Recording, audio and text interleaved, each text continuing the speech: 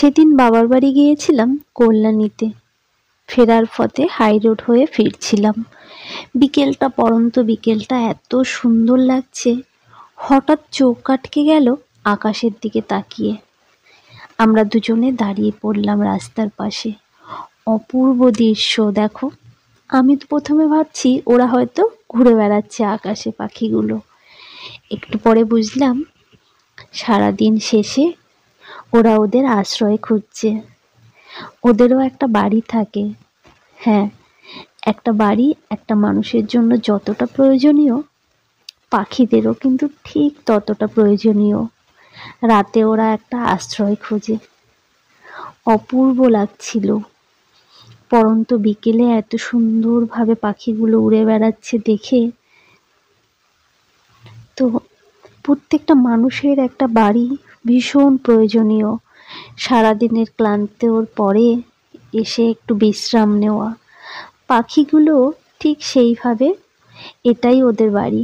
দেখো কত সুন্দরভাবে ওরা এসে পাখিগুলো গাছের মধ্যে বসছে। আর ওদের মধ্যে কত একতা। আমাদের মধ্যেও যদি এত সুন্দর একতা থাকতো, তাহলে হয়তো এত কিছু, এত খারাপ খবর, এত কিছু হতোই না। দেখো একসঙ্গে ঘুরে বেড়াচ্ছে। আস্তে আস্তে সব পাখিগুলো ওদের বাসায় বসে পড়ছে।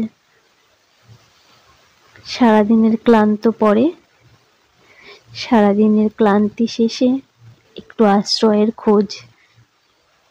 তবে জানি না, আমাদের যেমন ঘর হলো আমাদের চারিদিক থেকে সেভ করে, ওদের এই ঘর মানে ওদের এই গাছে হয়তো প্রাকৃতিক কোনো দুর্যোগে ওদের ভীষণ কষ্ট হয়। এটাই হয়তো ওদের জীবন, এভাবেই ওরা চলে। নানান কিছু ভাবছিলাম, অপূর্ব লাগছিল দৃশ্যটা দেখতে। আর রোদটাও বেশ পড়ে এসেছে।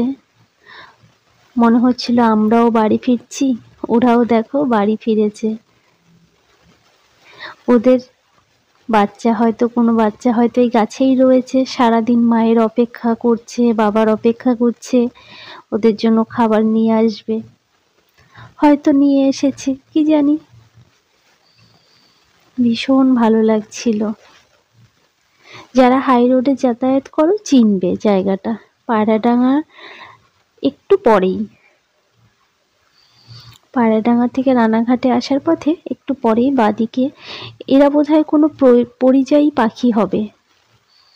সারা বছর হয়তো এখানে থাকে না, এই সিজনে হয়তো এসেছে, এখানে এখন ওদের বাসা বেঁধেছে।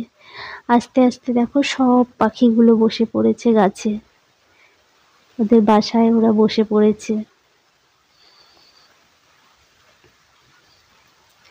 এবার সারা দিনের ক্লান্তির পরে ওরা এখন একটু রেস্ট নেবে, ঘুমোবে। আবার সকালে নতুন কোনো উদ্দেশ্যে বেরিয়ে যাবে খাবারের খোঁজে।